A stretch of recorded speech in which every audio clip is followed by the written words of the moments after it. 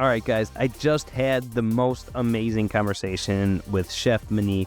She has done so much from a small town in India, which nobody thought she should become a chef, to going to culinary school, then opening 3 restaurants, being an Iron Chef. Now she's a Chop judge, and it's just, her story is so inspiring, and I had a great conversation with her. I can't wait for you guys to check it out. If you want to dive deep into Indian cuisine with Chef Maneet, stick around. This is an awesome episode. Hi everyone, I am Maneet Chauhan and this is Maneet Eats, where I break down how to make the best Indian dishes from the market to the dinner table.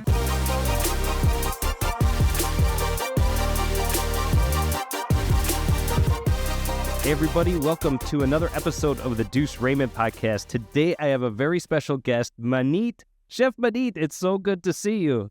Thank you so much for having me on. I can't even wait for the awesome conversation that we are going to have. Oh my God. So you are a chef, you have multiple restaurants, you've been an Iron Chef and a Chop judge, so many things to talk about. I am so excited, and looking at your Instagram page and doing some research about you, I got even more excited to talk to you. So let's get started. Can you explain, there's one thing that I love about growing up, and it's the food that brings me back to my childhood. And there's something my dad is well known for. He created Sweet Baby Ray's barbecue sauce, and we would have ribs on special occasions, and he would cook them over charcoal on a Weber grill. And anytime I duplicate that recipe, it brings me back to my childhood. I can smell it, I can see it, I can taste it, and it's like instantly gives me all those family memories and everything. Is there something that you grew up with like that brings you back to your childhood? You know what? Your description just started, like my mouth started watering. I'm like, I want some of that right now.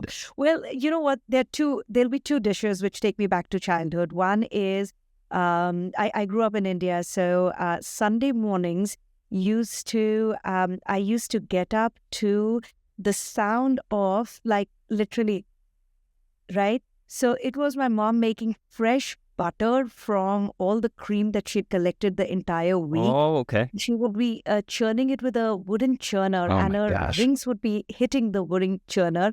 And that's how I would get up, and I would be so excited because that would mean that it was aloo parantha day. And aloo parantha are Indian flatbreads, which are stuffed with spiced potatoes. Okay. I am just like, my mouth is watering. It's so it is. And the way she would make it is that there would be more potato than bread. So it was a carb overload. And then freshly churned butter right on top. Oh my gosh. Melting on top of it. And that is, it's rumored that was my first bite. My older sister wanted to have me eat the parantha because she loved it so much. So even before I started on solids, she tried to stuff my face with the aloo parantha. That sounds delicious. The second is my dad would make ice cream. And this ice cream is unlike the ice cream you get over here because it was not egg-based, custard-based. He would just take milk and he would have his book and he would be standing over the pot for a good 2 hours just mixing it and reducing the milk so that it becomes nice and thick. And then he would freeze it. And then next morning, wake us up early in the morning where my sister, me and my mom would hold the pot and he would with a ladle go ahead and churn it so that by lunch we would have nicely churned ice cream. Oh my These gosh. 2 just take me down memory lane. That is a labor of love for sure. Oh Yes, my gosh. it is. Though that sounds amazing. I love those memories because food, there's so much association with family and friends and where you're at that time. When I was in culinary school, there was so much emphasis on international cuisine. The second 2 years, I went to Kendall College, and right as I was graduating my first 2 years, they started their 4-year bachelor degree program. And truth be told, I think they didn't really know what they were doing. They didn't have a solid plan. So they threw a lot of money on it, and we had chefs from all over the world come and teach us. And it was absolutely amazing experience. And one of those courses was Cuisine of India. And it's unlike any other cuisine I have ever studied. And the spices and the different dishes, it's you can draw lines from French cuisine, American cuisine, Italian cuisine. There's like a lot of similarities there, and techniques are similar. Indian cuisine is so different. We made mango lassis and the chai tea and just all like, I remember making ginger garlic paste and like just so many things that I have never seen before. What are some like essentials as a chef that you need to understand about Indian cuisine? Like, what do you really like? What's the base as far as like developing flavors and stuff like that? How do you start describing that? Oh wow, how much time do we have? That's a big question. Even get into it. I think Indian cuisine is about layering of flavors. Okay. It's something that once you take a bite, it keeps hitting you, right? You're like, oh, I just got cumin. Oh, there is the ginger. Oh, there's the garlic. So I think that's what it's all about. But, if we draw an analogy to, like when we talk about French cuisine, they are, the mother sauces, right?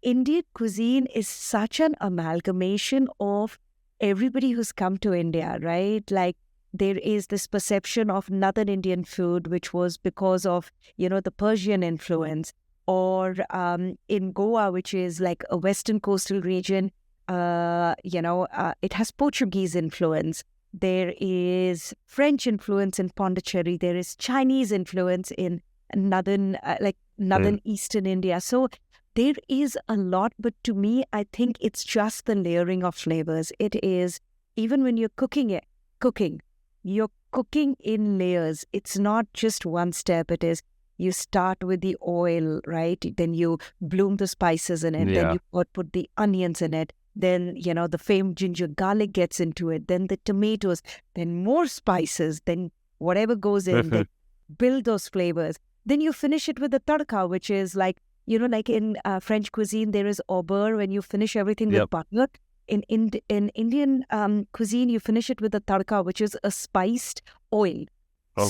So to me, I think that is basically in the simplest of ways, that's how you would explain it.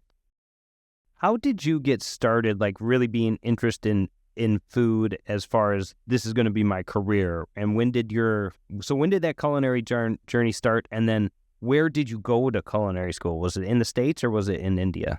So I think my love story with food started when as soon as I could eat solids, I think so. I would finish dinner at home. I would go over to my neighbors' houses, tell them that my parents hadn't given me food to eat. So can I eat with you guys? It was That's amazing awesome. because I not only got to, like in India, each and every state has a very distinct cuisine. So what was cooked at our house was completely different from our neighbors who were from southern India or western India or eastern India. It was really interesting. And to me, I think early on, I realized that food was that one language that transcends everything. Like you don't need to have the same language. You don't need to have the same belief, but you'll connect over good food, right? So to me, I think that was a turning point. And then when my older sister went to do her undergrad, every time I would go to meet her, I would take food. And soon I realized I was the most popular kid on campus and I was not even going to school there. I'm like, this is very me. Like, do something that you love and people love you for it. Yeah. Like, it's a no-brainer. So at that time in India, they weren't culinary schools per se. I pretty much knew that I was going to get into the kitchen. Okay. Where at a time in India, like, you didn't see women in the kitchen, right? Oh, okay. Like in the home kitchen, yes, but in the professional kitchen, you did not. So literally... Was it frowned upon, like, by your parents? Were they like, what are you thinking? Are you crazy? It was. It was not a profession. It was not a elite profession, right? It wasn't a doctor. It wasn't an engineer. It wasn't a attorney. It wasn't, it was something which is like, oh, you're not smart, so you'll go into the kitchen. Like that was basically what it was. But I was like kind of really lucky that my parents were like, do whatever you want, just make sure you're the best at it. Mm-hmm. So I did my undergrad in India, my bachelor's in hotel management, because you had to do the hotel management aspect to get, then just to get into culinary. And I'm so glad because now as a restaurant owner, all of that knowledge really, really helps. Sure. So I did my undergrad in India. Still is one of the best culinary institutes in India, which is the Hospitality Institutes. It's called the Welcome Group Graduate School of Hotel Administration, Bagsha. But then in my final year, I asked one of my chef instructors, which was the best culinary institute in the world to go to. And without even batting an eyelid, he said the CIA, Culinary Institute of America. So that's what I did. I applied. I came here to go to the Culinary Institute of America. And yeah, the rest is history. Did you have a good experience there at the CIA? I loved it. I loved it. I was the only Indian in campus for the majority of my stay over there. Oh, wow. I did baking and pastry arts because that's what I was interested in at that moment. Till the time I realized what a dismal reputation Indian food had in America. And I'm like, hey, wait a minute. I know good Indian food. I'm a chef. It's my responsibility to change people's, perception of Indian food and show the true beauty of Indian food. So that's pretty much how I started. Wow. And then what was your first job? What was your progression after you graduated? Did you get a job as a line cook and then work your way up to a chef? How did that work out? I wish it was as soon as that. When I came here on a student visa. So, so I had my sister, so I had a lot of my friends, but they were all engineers or doctors, and it was very easy to get your work visa sponsored. But when you're in an industry where there are so many people who really, it's not a specialized skill, right? Yeah. And at that time, it is. It's just not recognized as it.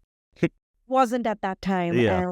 And at that time, I was like, I graduated on top of my class. I got each and every award in my class, and I'm like, the world is mine to conquer. And then reality sets in because nobody is willing to do your paperwork, sponsor your work visa.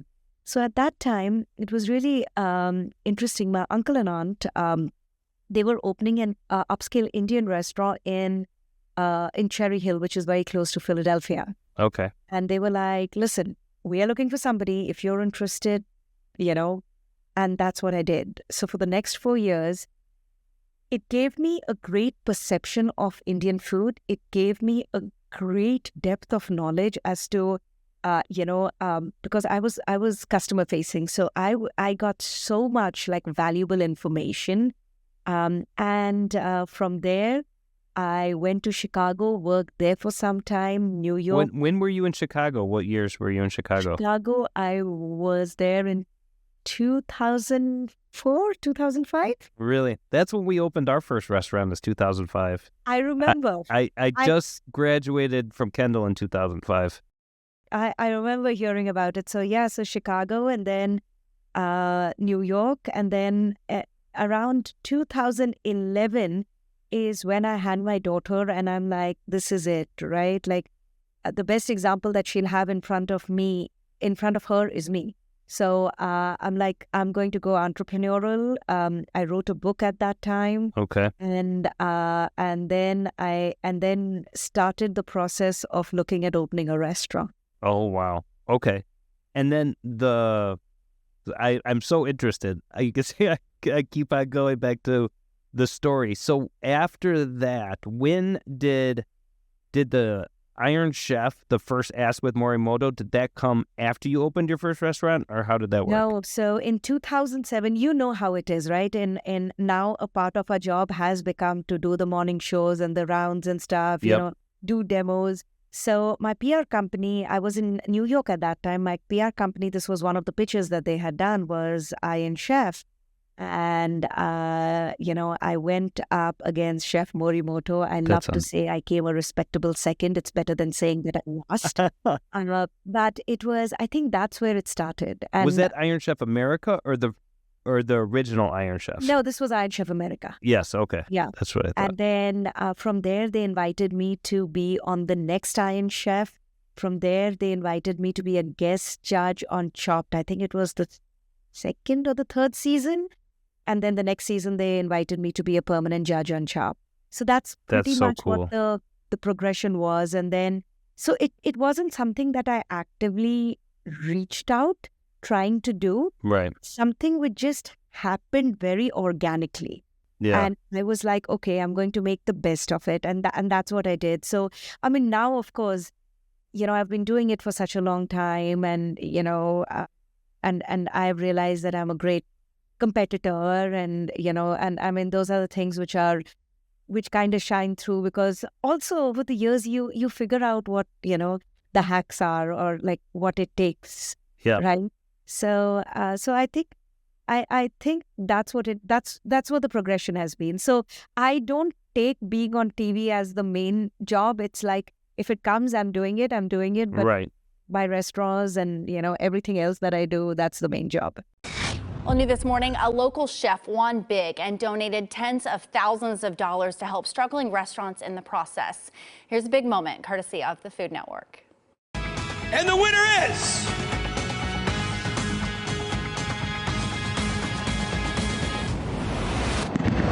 Maneet Chauhan! Congratulations! Nashville's own chef Maneet Chauhan won Food Network's Tournament of Champions 2, outcooking many other talented chefs from around the country. Chauhan collected a nice prize, but also won $40,000 to help struggling restaurants during the course of the tournament.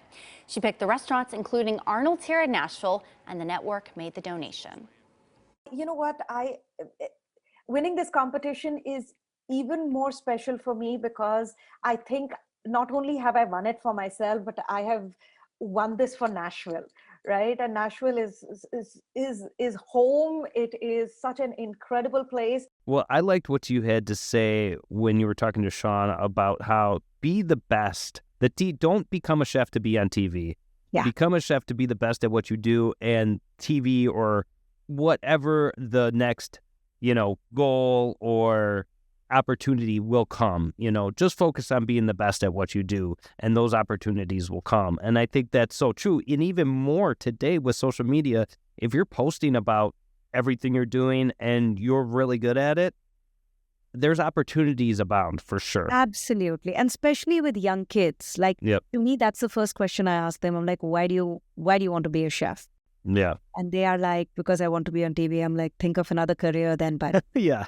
because the thing is that it is such a demanding job that you need to be absolutely in love with it. You need to be absolutely obsessed with it to be in this industry. Otherwise, Right. you don't last, because, I mean, you know it, right? Like weekends when everybody is off, you're working. That's your busiest time. Yep. Holidays when everybody's off, that's your busiest time. So it's a lifestyle choice. And if you love it, then you don't feel the pinch. But if you don't love it and you're just doing it for reasons which are, not as inspiring, then you're in trouble. Well, what I've realized too, as we started doing more content for social media, is that's not always that easy either. And sometimes we'll shoot like 3 or 4 videos, and it's pretty much full production where we do everything. We film it specifically for short form, but it's a full recipe.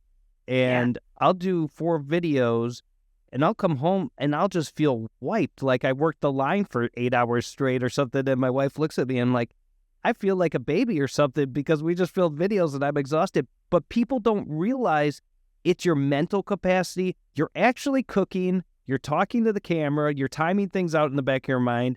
It's mentally exhausting sometimes. It's mentally exhausting. And think about it. It's the same as, when we're doing events. I do these events. They are short events. They're 2 hours. They're 3 hours. All I'm doing is I'm handing 1 ounce portion, 2 ounce portion to people, right? In the end of the day, just think about it. We're putting ourselves out there. Yep. And that is the most exhausting thing, right? Because, people have come to say hello to you and you've got to give your best. Yeah. And this is why, at times I literally say, I'm like, throw me in the dish pit. I'm much happier on the dish pit Yep. than, expoing or anything of that sort. And that I think is huge. And you're absolutely right. You are giving everything of yourself, Yes. right, to that one moment, and it drains you like nobody's business. Yeah. It's just wild. I never thought about that as like a hard part of the job, but it actually is draining. So Yeah. it's interesting. And that's the other great part about our industry is there's so many different avenues to go down, whether it's restaurants or catering or food styling or short form video content or long form. There's so many different things you can do if you have a passion to cook and you have that interest in food. And more so now. I mean, I think when I graduated, there wasn't Right. much. It was either corporate or, you go like, and now there is so much more. So I'm excited about the next generation because they can kind of go ahead and forge their own career, like their own path, as opposed to us. Like, no, you have to go to the restaurant. You have to work 15, 16 hours a day. You've got to earn, the right to passage. Mhm. Like, I think now it's so much more vast. It is. Yeah. I mean, when I was finishing culinary school, it was like, you're going to be a line cook somewhere. And that was really the opportunity. I mean, maybe a sous chef, but even that was a stretch. You're just coming down to, you have to earn your stripes, especially back in the day. And the kitchen wasn't always the most friendly place to work in. I mean, my dad was a chef by training, and he was one of the most rough old school chefs there was. He would make the front of the house managers cry. And I turned out like the opposite. Like, I'm too nice to people. But I have fun in the kitchen. I really do. We have all sorts of different races and ethnicities and cultures and, men and women in the kitchen. And it's just a great atmosphere to be able to have fun with the guys. And Agreed. There's no other place I would be rather than in my kitchen. It's so fun. yes.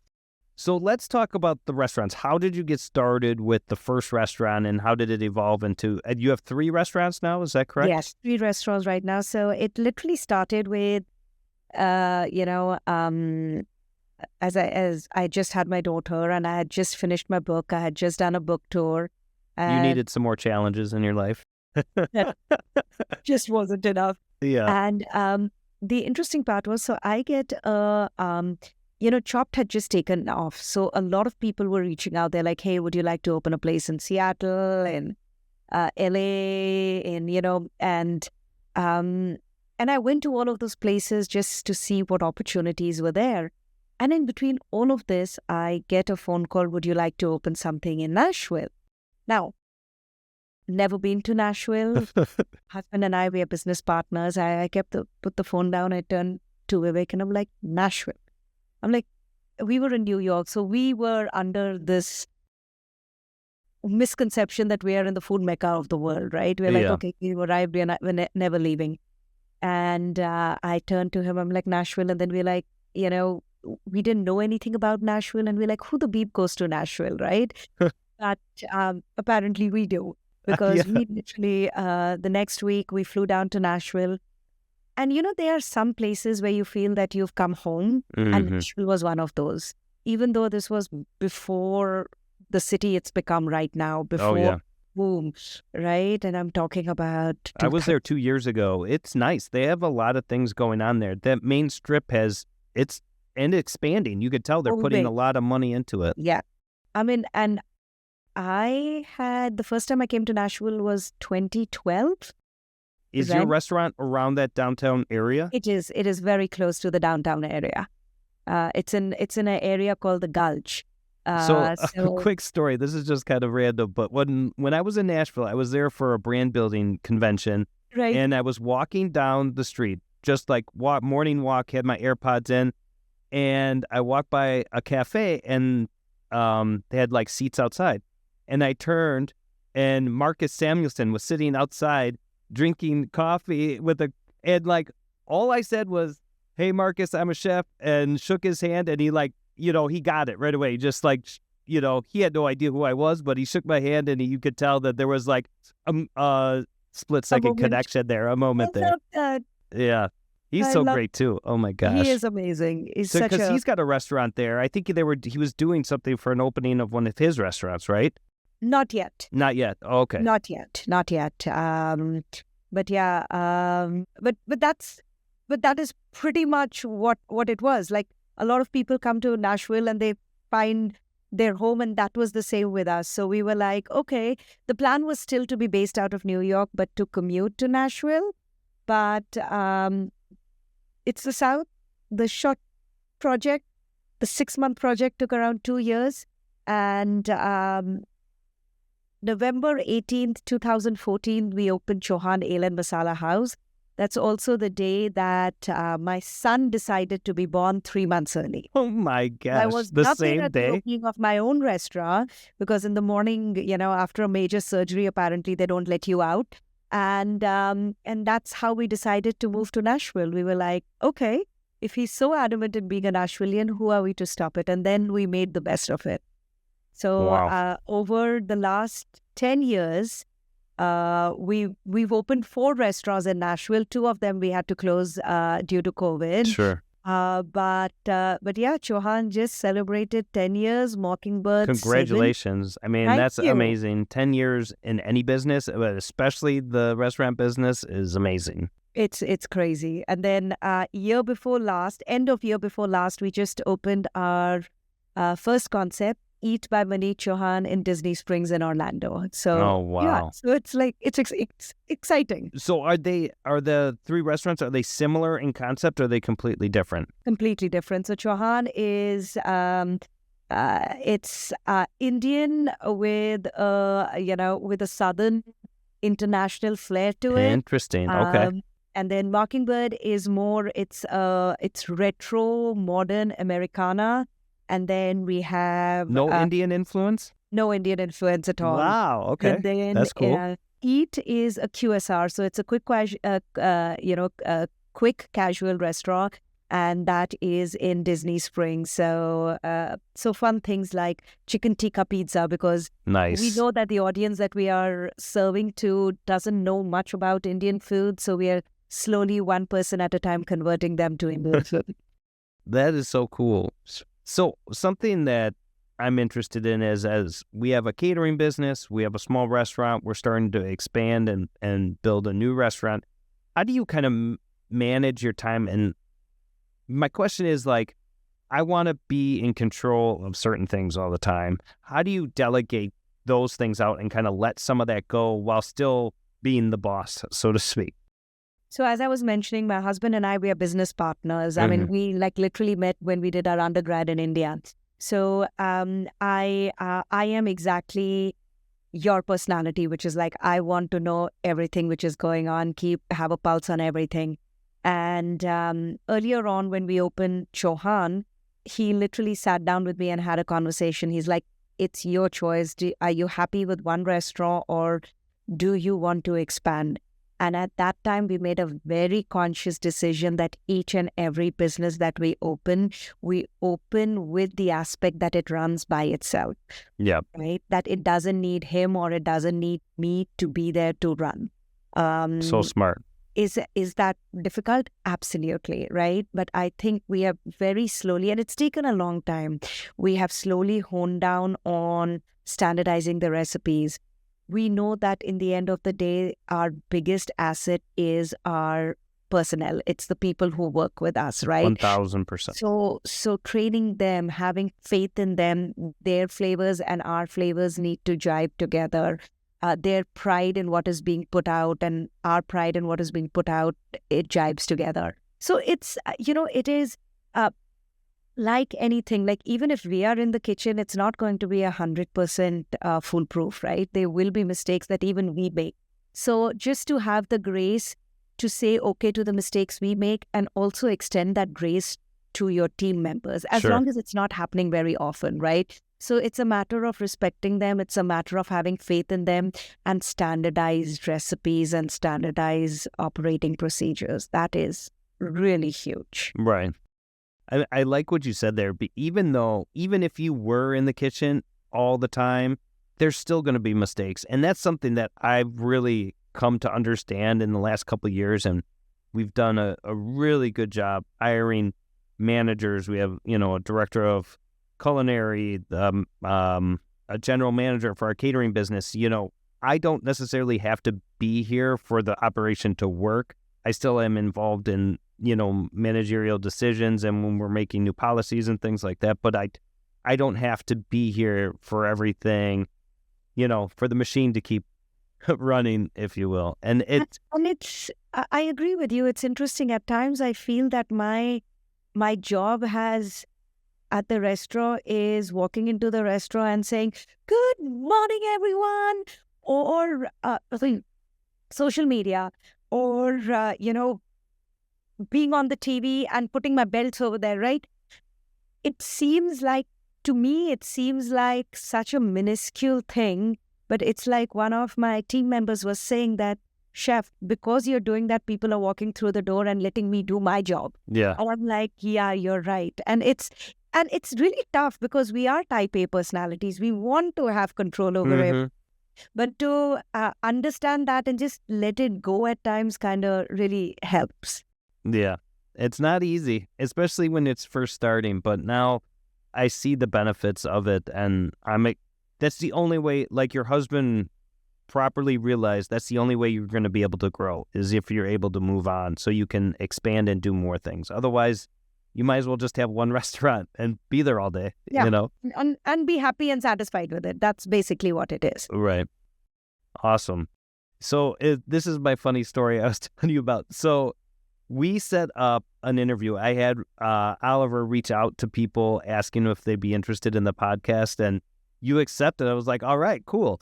So like I go on your Instagram, and the very first post I see is you saying, "I have to start saying no to things. I'm taking on too much." And I swear to God, it was right after you said yes to our podcast. I'm like, oh no, she's talking about us.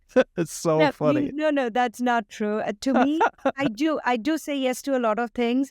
And even if I start trying to train myself that I need to say no, I will not, because Yeah. I have realized that I am getting as much from this podcast as you are, Right. right? Because it's incredible. You get to talk to people, especially like-minded people like ourselves. And at times, we do so much and it's isolating because you're like, oh, why am I the only person who's doing Right. it? And that's not true. I mean, you're doing the same. And that connection is absolutely amazing. By the way, just to let you know, I had recorded that, and I had recorded that months earlier. I know. My Monday motivation. So it had absolutely nothing to do with you. Yeah. I thought it was If so funny. if I had to say no, I would have just had my PR company say no. It was just so So that funny. I'm not the bad guy. Oh my gosh, that's so good. I love it. So yes, that's what I wanted to know about. Talk about the Morph hospitality group. How is that all structured and set up with your 3 restaurants? So Morph Hospitality is the management company. So my husband, I, and a couple of people are members of that. So we are responsible so we are the parent company and we overlook all the restaurants. So be it, and that really helps because all our operations are centralized then. So when we're talking about accounting, that's centralized, like payroll, social media, marketing, everything is centralized. So all the Is that based in New York? Is that where your home base is? No, our home base is Nashville. So it is Nashville. Okay. Yeah. Cool. So this is where we live, and this is where we are based out of, and that's what we overlook. So to us, the whole idea was, we started our careers in India in hotels. Now, in hotels, those were where the finest restaurants were. And the idea was to operate as a hotel, right? There is a parent company and all the different outlets of the restaurants. There is a central purchasing. There is a central, payroll, all of that. So the idea is pretty much that. So it's a management company which overlooks, all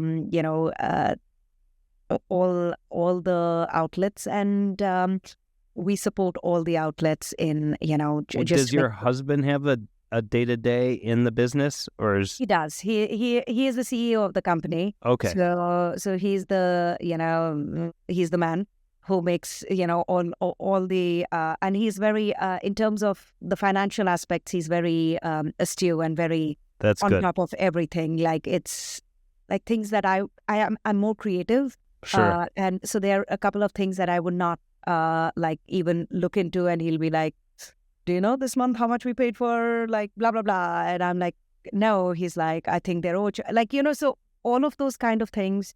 So it makes, it's a good combination. That's awesome. Yeah, I just got started with my brother-in-law as partners in the Duce's Wild company, and he's very analytical and business-minded, and I like that part of the business too, but I mean, my expertise is really in the food and the creativity and the creation and the big ideas. Like, that's what I feel like my strengths are, and, the social media and doing that side of things. So it's really good to have that balance where you have someone that, if you miss something, like, they're going to have your back as far as like the money part. That's the important part too. That's the important part. And then I think also I always say that maturity is the time when you realize that you cannot do everything. Yeah. Right. And you surround with yourselves with people with things that you are not good at. Right. I mean, I think it's a huge lesson, that conversation with yourself in the mirror where you are like, okay, I'm really not good at that. Maybe I really shouldn't be, trying to do something of this sort. So I think that's what makes it fun. I don't know what instills in chefs the feel like they have to do everything all the time. Like, it has to be done from scratch, and if not, it's not going to be good enough. And then that just like goes out through your career with other parts of the business.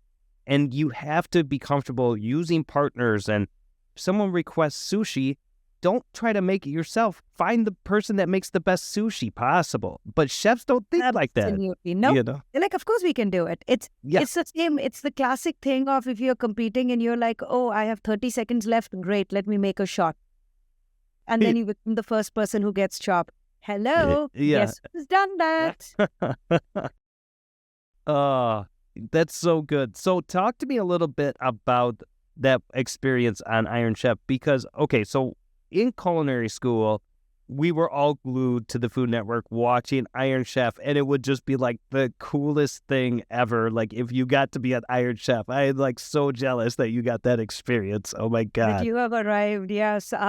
It was so far back. It was 2007, and oh my you're gosh. young and you're, like Rosie. Did it happen really fast? Like, did you actually have an hour to cook and it was over? Yes. They are. So in all the competitions, they are so particular about the time. The time is the time, right? Yeah.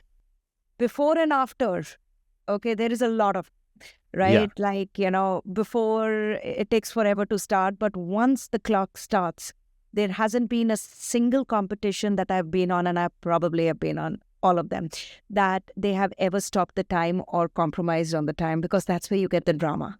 Yeah. Right? Like that's right. That's where it comes down to the wire, exactly. Where it's exciting. Yeah. It was amazing. It was just first of all, Morimoto, you're like, he started his career the year I was born, where I'm like, what am I doing over here? Like, somebody pinch me. Is this really my life? It was amazing. I think one of the biggest things about competition is that you push yourself. Your creativity is so much higher than what you think you're capable of, right? Now, with the interesting part about Iron Chef, I still remember with Iron Chef, it's still very like, they give you an ingredient and then you base it around that, right? So there isn't. So, like, there is an unknown, but there isn't so much of an unknown. To me, I think TOC is absolutely ridiculous, right? Because that randomizer, you don't know what it's going to land on. There is no sense to that madness, right? There will be like, I still remember there was one season I had shiitake mushroom and Eastern European food, right? And I went ahead and made some noodle stroganoff, right? I mean, it was like, and some borscht, like, it was just, makes no sense. And then you're like, in the end of the day, it all boils down to that TV doesn't, those cameras don't exist in front of you. You're cooking your food. Right. And in the end of the day, this is a Saturday night and you have, you've got like your 40 ticket deep and you really, really need to move your backside to make sure that the food is. And that's what it's all about. So I am definitely a big fan of Bobby Flay. And there's one thing I've been thinking about, and I was actually on the previous podcast, I interviewed Jeremy Jakubowski, which I had no idea he was actually one of Bobby Flay's PAs. Like, I interviewed him because he has like an amazing Instagram following that he does he's like a food influencer. He goes to all these places in New York and Japan. And anyways, so we were talking, and I just have a feeling that Bobby Flay's got to have the most experience in those type of competitions, because he's just done it for so long, from Iron Chef to Iron Chef America to Bobby Flay, BBQ Brawl, you name it. Yeah, he's just done them all. Have you ever been in a show with Bobby Flay like that, a competition?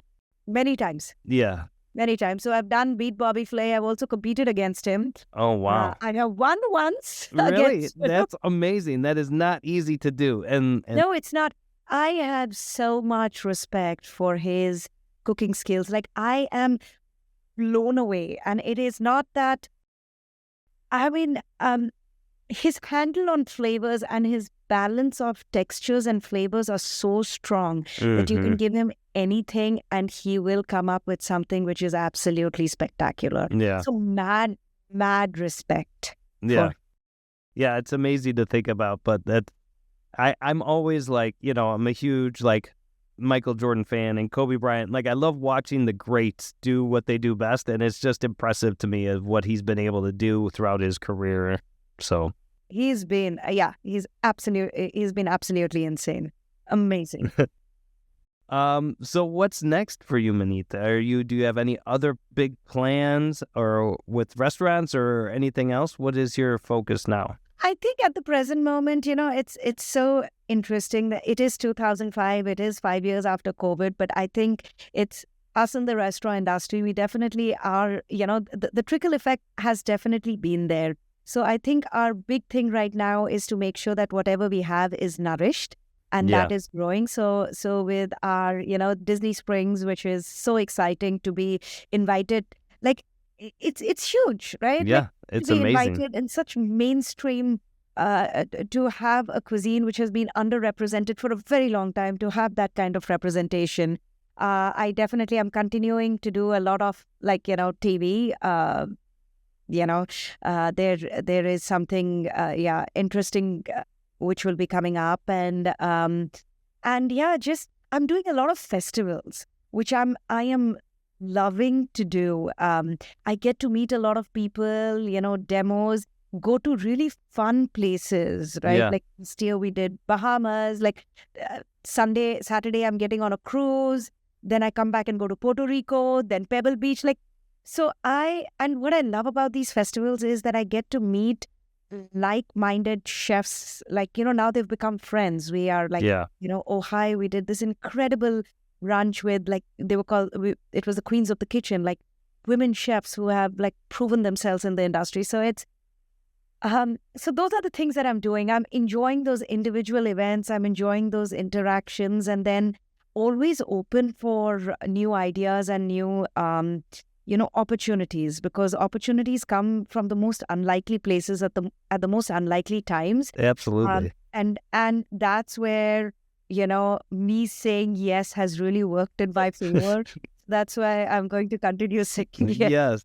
Well, Even though there's a part of me which is no, Maneet. I'm no, yes. I would love to offline communicate with you about some barbecue options that have some Indian influence in it, because I would love that. I Absolutely. love pairing traditionally smoked meats with different international flavor profiles, and there's so much going on with the richness in the meat that you could pair with all the bold flavors of India. So for one sure. of my favorite things that we serve on the menu, on and off on the menu, is I do a garam masala smoked tamarind barbecue ribs. Really? So, yeah. So we That should. sounds we should amazing. definitely talk You make about a tamarind glaze or something? make a tamarind glaze. Yes. Oh my goodness. Yep.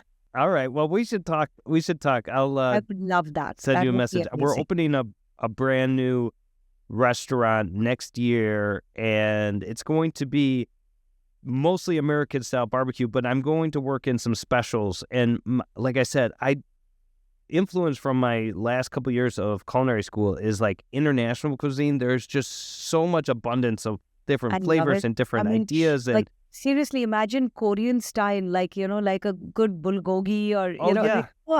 It's amazing. And you can all pair that with this traditional American style, smoked meats. I mean, it's amazing. I love it. I actually, maybe when we get offline, I'll tell you what I've just done. But yeah, it's, I'll get into trouble if I say anything, Okay. right? Yes, we can talk offline. I had to mention, too, I have a dog named Lilo. I love your shirt. You got Stitch on there. That's so sweet. Totally. Nilo and Stitch. Yep. Well, great, Maneet. This has been such a great conversation, and I couldn't agree more, about these conversations. I'm not doing it just to have a podcast, but it gives me the chance to be able to meet you and talk to you, and, who knows what will come in the future from it, but, I wanted to point out that all these experiences, you were just listing off, you're going to Pebble Beach in the Bahamas, and the restaurants, and all this from a small town in India that people didn't even think you should be a chef. And I mean, that just gives me goosebumps thinking about that. Gives me goosebumps too. And it's just an amazing story. So thank you so much for what you've done, for inspiring women, other chefs, and everything that you've done. It's just such a great story. I love that. Thank you so much. And Such what a do you pleasure say? talking to You also say something, nothing ventured, nothing gained. And that's so true. That is so true. Oh, man. All right. Well, thank you so much, Maneet. It was great to meet you. Same here. Thank you.